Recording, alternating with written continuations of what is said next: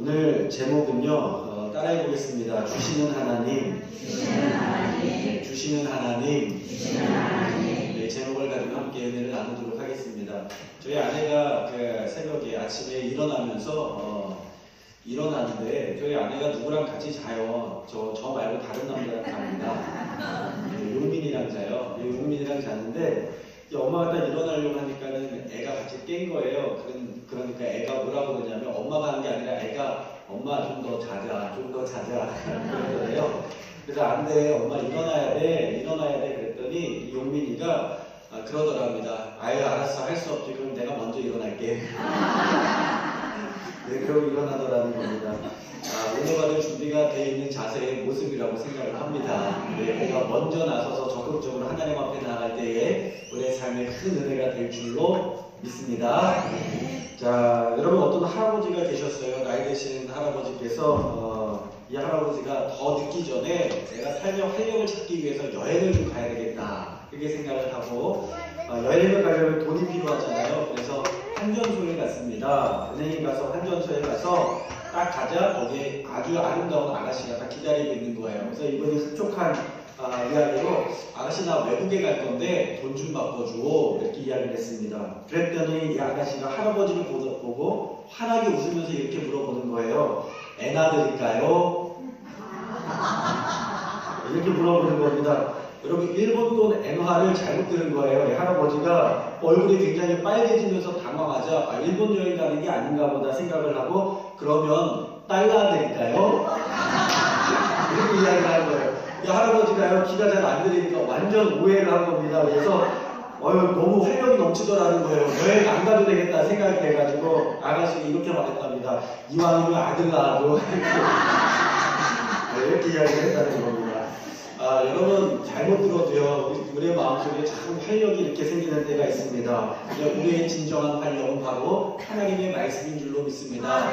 여러분 세상에서 찾지 마시고 하나님의 말씀을 사랑하시고 하나님의 말씀을 사모하실 때에 우리의 삶에 진정한 활력이 생기게 되는 줄로 믿습니다.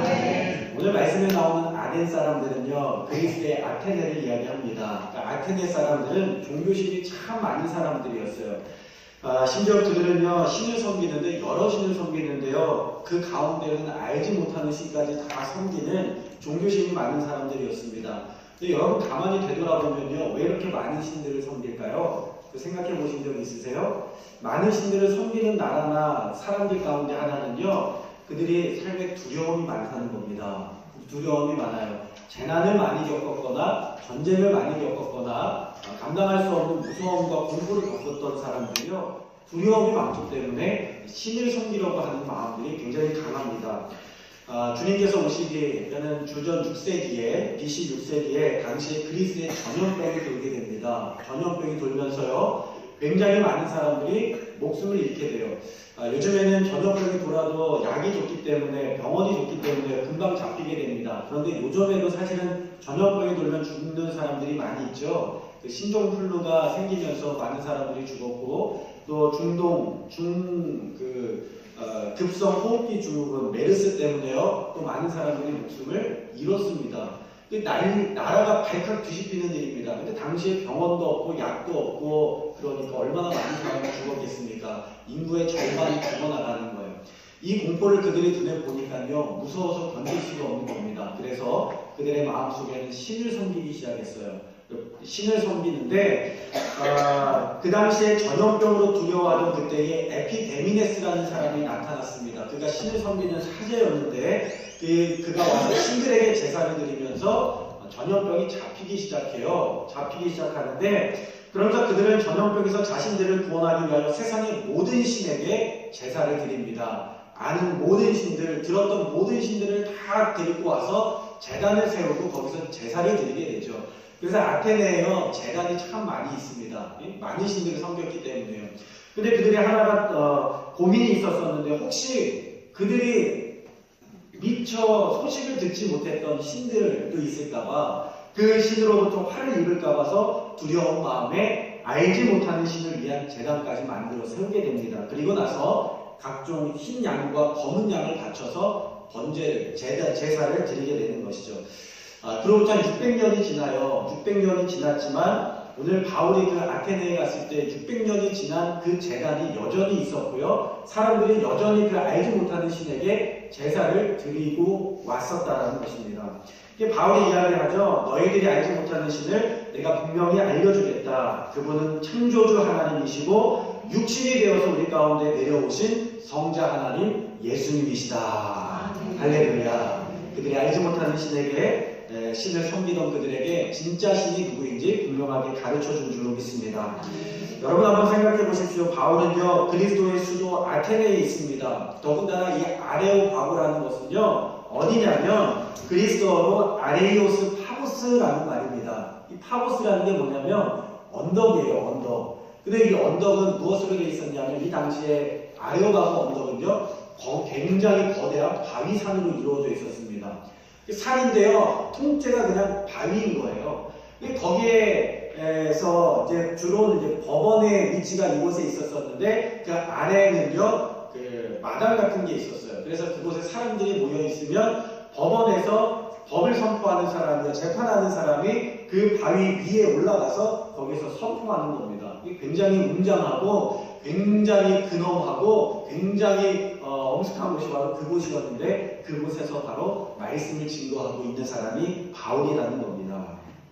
여러분 그 바위 밑에는요 수많은 정치인들, 원로들 그리고 신을 섬기는 제사장들이 나와 있었었는데 그리고 거기는 또 무엇이 있었냐면 아크로폴리스라는 신전들이 있었어요. 거기에는 거대한 신전, 파르테논 신전, 에레크테이온 신전, 프로필라이온 신전, 그리고 아테네, 니케 신전 굉장히 많은 신전들이 우리가 알고 있는 모든 신전들이 다 거기에 있었습니다. 굉장히 웅장한 그곳에 압도되지 않고 분명하고 명확하게 예수를 그리스도라 증거하고 있는 줄로 믿습니다.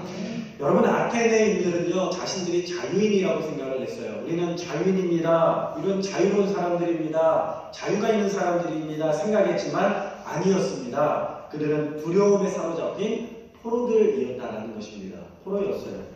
여러분 오히려 자유인은 누구냐면 하나님의 영에 사로잡힌 바울이 바로 자유인이었다는 겁니다. 성경에 그런 말씀이 있죠. 진리를 알지니 진리가 너희를 자유케 하리라. 여러분 하나님을 만날 때 우리가 경험하는 그 체험이 있습니다. 그 뭐냐면 우리를 속박하고 있는 모든 것에서 자유케 되더라는 것이죠. 죄에서 자유케 되고 우리를 묶고 있는 관습과 간념에서 우리를 자유케 해서 우리로 하여금 묶여있는 마음에서 풀어지게 되는 것이 바로 주님을 만날 때 일어나는 역사인 줄로 믿습니다. 관습이 참 습관이 우리 삶이 무섭다고 말씀을 드리는데 그 절에 오래 다니던 분이 계셨습니다. 이분이 절에 오래 다니시다가 이제 어느 날 예수님을 믿고 교회에 나오시는 거예요. 교회에 딱 갔더니 목사님을 만나러 교회에 왔는데 목사님은 안 계시고 마당에 관리 집사님께서 청소를 하고 계신 겁니다. 이 관리 집사님 물어보셨어요. 웬일로 오셨습니까? 이렇게 물어봤더니 이 절에 다니다가 교회에 나오신 분이 뭐라고 이야기하냐면 이렇게 이야기하셨다고 하십니다. 주지 목사님 계십니까? 네, 주지 목사님은 좀 만나가 없습니다. 이렇게 이야기했다는 거죠. 어떤 집사님은요 땅을 너무 사랑하시는 분이에요. 그래서 항상 이렇게 땅을 보러 다니시는 분이신데 이게 얼마나 땅을 사랑하는지 헌신 예배가 준비되어 있는데 미처 생각을 하지 못하고 그 주간에 땅을 계속 아파트를 보러 집을 보러 막 다니신 겁니다. 그러다가 미처 헌신 예배를 준비 못하고 주일날 딱 됐는데 앞에 나와서 이제 사회를 봐야 되잖아요. 사회를 봐야 되는데 급하게 찬송가를 딱 부르는데 뭐라고 이야기했냐면 이렇게 말했습니다. 우리 모두 찬송가 109동을 부르겠습니다. 이렇게 얘기했다는 거예요. 우리가 어떤 생각을 가지고 살아가느냐에 따라서 우리의 말이 달라지게 되고요. 행동이 달라지게 된다는 것이죠. 우리의 삶 속에는요. 반복되어져 있는 습관이 있어요. 나도 알지 못하는 사이에 어느 순간 굳어져서 내려오는 틀이 있다는 겁니다. 예수님은 오셔서요 그 틀을 깨신 분이십니다. 여러분 안식일이라는 것이 사실은 이스라엘 백성들이 하나님의 백성인 것을 드러내는 아주 좋은 구별된 특징이었어요. 그들은 안식일만 되면요 모든 일을 다 손에 놓고 하나님의 성전에 와서 함께 예배드리고 말씀을 듣고 기도하는 사람들이었습니다. 안식일이 굉장히 중요한 개념이었거든요. 그런데 이것이 굳어진 거예요. 시간이 점점 지나지면서 왜 하나님께서 안식일을 주셨는지, 그들이 왜 안식일을 지켜야 되는지, 그리고 그 안식일을 어떻게 지켜야 되는지를 잊어버리고요. 무조건 지키는 데만 신경을 쓰게 되었다는 것입니다. 그래서 안식일의 주인인 예수님께서 오셨을 때에 그 주인을 알지 못하고 안식일이 무엇을 위하여 하는 일인지 알지 못하고요. 사람도 못 고치게 하고 치유도 못하게 하고 또 은혜를 못 나누게 하고요. 무조건 이를 중지하는 것으로만 생각을 했더라는 것입니다.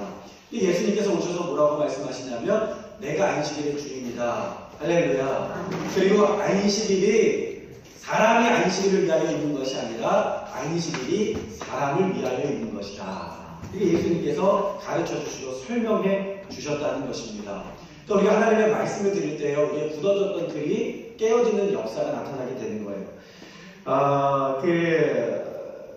러시아가 제정 러시아라고 아세요? 황제가 다스리던 그 러시아 때 시대에 어떤 일이 있었냐면 한 도시에요 겨울 궁전이 있었습니다. 겨울에 아름답게 지어진 궁전이 있었었는데 이곳에는 아주 아름다운 잔디밭이 쫙 펼쳐져 있었고요. 그곳에는 아름다운 벤치들이 곳곳에 놓여져 있었습니다. 그런데요, 이 벤치를요, 경비병이 항상 보초를 서고 있었다는 겁니다. 이 벤치 하나를요, 경비병이 보초를 계속 섰는데 어떻게 섰냐면, 둘이 와서 보초를 서고, 시간이 되면 와서 보초를 서고, 돌아가면서 계속 하루 종일 보초를 서는 거예요. 근데 그 당시에 새로운 경비대장이 그 궁전에 오게 됐는데, 이 경비대장이 가만히 보니까요, 이 벤치에 아무것도 없는데, 벤치를 경비병이 보초를 서고 있는 거예요. 이상하잖아요. 저 벤치를 누가 훔쳐가나 아니면 저기에 뭐가 있나 생각해가지고 궁금해서 사람들한테 물어보는데 아무도 그 이유를 모르는 겁니다. 왜 벤치에 보초를 설까? 한참 수소문한 끝에 이 사람이 알게 됐어요. 이게 언제부터 시작됐냐면 약 200년 전부터 시작이 됐는데 어떤 일이 있었냐면 당시에 이 잔디에 넓은 잔디에 벤치가 있잖아요. 이게 낡아가지고 페인트 칠을 다시 한 겁니다. 페인트를 다 칠해놨는데 요즘 같으면 뭐라고 써나요? 예, 칠주의해서 써놓잖아요. 그때는 그런 게 없으니까 칠만 새로 한 거예요. 그런데 거기에 왔었던 귀부족들이, 귀부인들이 그 벤치에 앉았다가 엉덩이에 옷에, 아름다운 옷에 페인트가 묻은 겁니다. 그러니까는요, 그곳을 지키던 경비대장이 뭘 했냐면 보초를 세우기 시작했어요. 그 벤치에 페인트 칠을 다시 해놓고 보초를 세워서 거기에 앉지 못하도록, 옷이 더럽혀지지 않도록 보초를 세우기 시작했습니다. 그렇게 보초를 세워가지고 1년, 2년이 지났는데요. 그 경비대장이 바뀌면서 사람들이 계속 그곳에 보초를 서기 시작한 겁니다. 그게 200년을 이어져 왔다는 거예요. 사람들이 아무 생각 없이 그동안 보초를 쓰던 습관을 따라서 계속 반복해서 그 자리에 보초를 세웠던 겁니다. 그러니까 알게 되고는 그때야 돼서야 그 보초를 폐지했다는 것입니다. 여러분, 우리 인생 가운데도 그런 일들이 많이 있습니다. 내가 미처 생각하지 않고 그저 주어진 대로 그저 습관을 따라서 살아가는 삶이 얼마나 많이 있습니까? 우리는 깊이 생각해 봐야 될 줄로 믿습니다. 바울은 우리에게 분명히 이야기합니다. 알지 못하는 신에게 제사하고 섬겼던 그들의 모습이 바로 이러한 것처럼 너희가 두려워하는 그분이 하나님이다. 그리고 그 하나님께서 너희를 구원하기 위하여 이 땅에 예수 그리스도를 보내주셨다.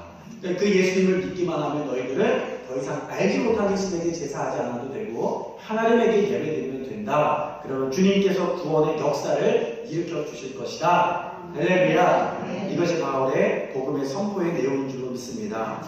여러분, 두 번째로요, 하나님은 어떤 하나님이냐? 부족한 분이 아니라 우리의 부족한 것을 채워주시는 하나님이신 줄로 믿습니다. 25절의 말씀을 좀 다 같이 읽어볼까요?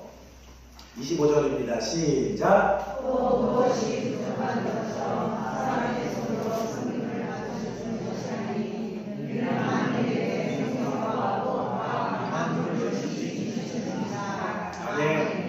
여러분, 아테네 사람들은요 어떻게 생각했냐면 신들의 기쁨과 행복을 위해서는요 인간의 희생이 필요하다고 생각을 했습니다. 그래서 음식을 바치고 또 아름다운 옷을 입혀주고 그리고 돈을 바쳤습니다. 신들의 주머니가 두둑하게 된다고, 그래야 두둑하게 된다고 생각을 했던 겁니다. 그래서 사람들은 자기가 가지고 있는 것들을 신전에 아낌없이 바쳤어요. 그들은 신들의 기쁨을 위해서라면요 심지어 어린아이까지도 신들에게 바치는 그런 행위를 서슴지 않았습니다. 근데 우리가요 생각해 봐야 돼요. 뭘 생각해 봐야 되느냐? 음식을 바쳐야 배부르고 옷을 입혀주어야 아름다운 자태를 지닌다면 여러분, 그게 신입니까? 아니면 인형입니까?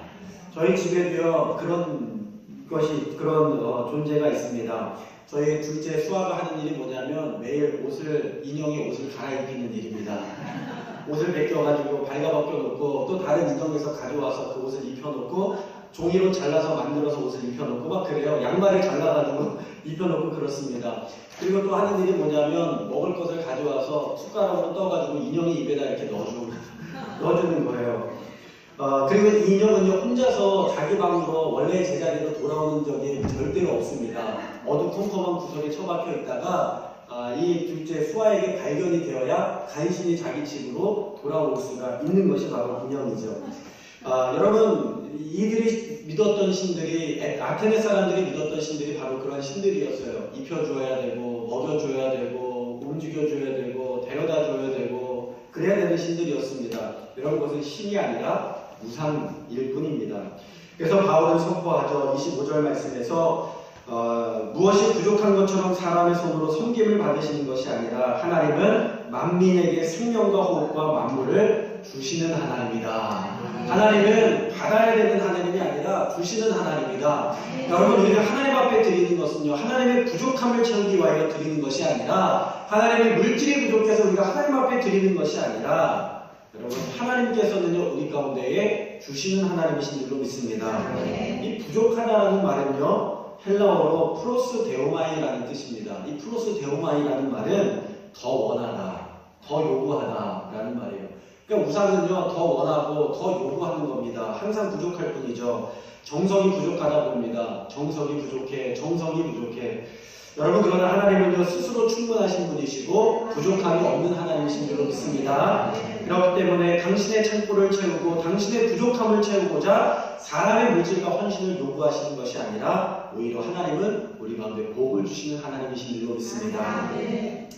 가만히 보면요, 아브라함을 가만히 바라보면 이 아브라함이 사실은 하나님 앞에 인정을 받고 당대의 의인이라는 이름을 받은 사람이었지만 굉장히 부족함이 많은 사람이었어요. 어디서 알 수 있냐면 여러분, 자신의 아내를 누구라고 속여요? 누이라고 속여서요, 속이게 됩니다.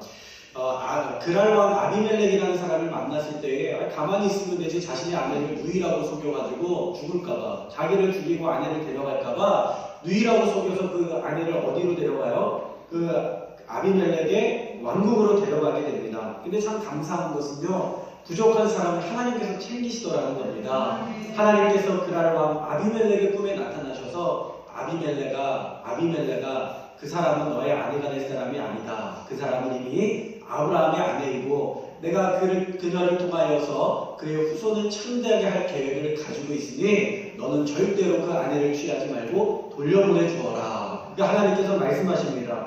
그래서 이 아브라함과 사라가요, 그 땅에서요, 사실은 쫓겨나게 됩니다. 이 아비멜렉이 데리고 와서 너 왜 나한테 속였어? 그러면서 이 아내를 다시 돌려보내서 줍니다. 그런데요, 하나님은 참 감사한 것은 빈손으로 보내지 않으신다는 겁니다. 이 아브라함과 사라를 돌려보내면서 아비멜렉이 야, 우리가 땅이 있는데 너가 원하려면 내가 그 땅에 머물게 해줄게. 가져가.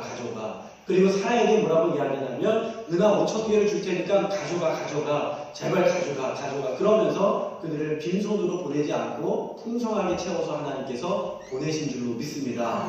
참 감사한 것은 우리가 연약하고 부족하지만 하나님께서 이렇게 세밀하게 우리의 필요를 채우시고 우리의 안전을 챙겨주시고 보호하시는 하나님이신 줄로 믿습니다.